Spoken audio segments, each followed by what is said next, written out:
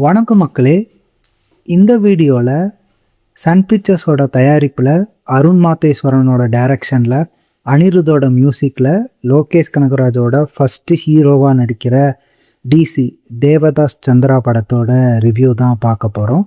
நம்ம சேனலுக்கு புதுசாக இருந்தீங்கன்னா சேனலை மறக்காமல் சப்ஸ்கிரைப் பண்ணி சப்போர்ட் பண்ணுங்கள். இப்போ வாங்க வீடியோக்குள்ளே போகலாம்.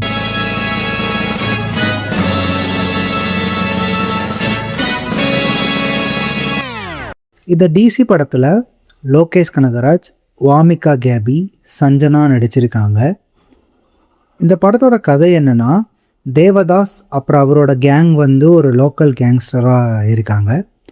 போலீஸோட துப்பாக்கியை திருடி அதை பிளாக்ல விற்றுட்ருக்காங்க. அதனால் பார்த்திங்கன்னா தேவதாஸ்க்கு பல பிரச்சனைகள் வருது. அந்த பிரச்சனையை தேவதாஸ் சரி பண்ணாரா இல்லையா, இதான் இந்த டிசி படத்தோட மீதி கதை. லோகேஷ் கனகராஜோட ஆக்டிங் ரொம்ப நல்லாவே இருந்துச்சு. தேவதாஸ் கேரக்டர் பார்த்திங்கன்னா ரொம்ப ஆக்டிங் ஸ்கோப் உள்ள கேரக்டர் எல்லாமே கிடையாது. ஒரு செட்டிலான கேரக்டர் தான் அந்த தேவதாஸோட கேரக்டர். அந்த தேவதாஸாக பார்த்திங்கன்னா லோகேஷ் கனகராஜ் ரொம்ப நல்லாவே நடிச்சிருந்தார். சந்திரா கேரக்டரில் வாமிகா கேபி ரொம்ப நல்லாவே நடிச்சிருந்தாங்க. முக்கியமாக ஹாஸ்பிட்டலில் ஒரு எமோஷ்னல் சீன் ஒன்று வரும். அந்த சீன்ஸில் அவங்களோட ஆக்டிங் நல்லாவே இருந்துச்சு. சஞ்சனா கேரக்டர் ரொம்ப நல்லாவே டிசைன் பண்ணியிருந்தாங்க. ரொம்ப நல்லாவே இருந்துச்சு. படத்தில் அவங்களோட கேரக்டர் ஸ்பேஸ் பார்த்திங்கன்னா கம்மி தான். இன்னும் கொஞ்சம் அவங்கள எக்ஸ்டெண்ட் பண்ணியிருக்கலாம் அப்படின்னு சொல்லி எனக்கு தோணுச்சு. இப்படி இனிமேல் தெரிஞ்சுக்க போகிறதில்லைங்கிற தைரியம் தான். இந்த படத்தோட மெயின் ஹீரோவே யாருன்னு சொல்லி பார்த்தீங்கன்னா அனிருத் தான். மியூசிக்கில் பட்டையை கிளப்பிட்டாருன்னு தான் சொல்லணும். டிசி படத்துக்கு அவரோட பெஸ்ட்டை அனிருத் கொடுத்துருக்காரு. அனிருத்தோட மியூசிக்காகவே நம்ம இந்த படத்தை போய் பார்க்கலாம். இந்த படத்தில் பார்த்திங்கன்னா வர அந்த ராகா ஆஃப் ரிவெஞ்ச் பேக்ரவுண்ட் மியூசிக்கோடு வர அந்த சீன் ரொம்ப நல்லாவே இருந்துச்சு. ஓவராலாக படத்தோட ஸ்க்ரீன் ப்ளே எப்படி இருந்துச்சுன்னா, ஃபஸ்ட் ஹாஃபை கொஞ்சம் லேகாக இருக்கும்.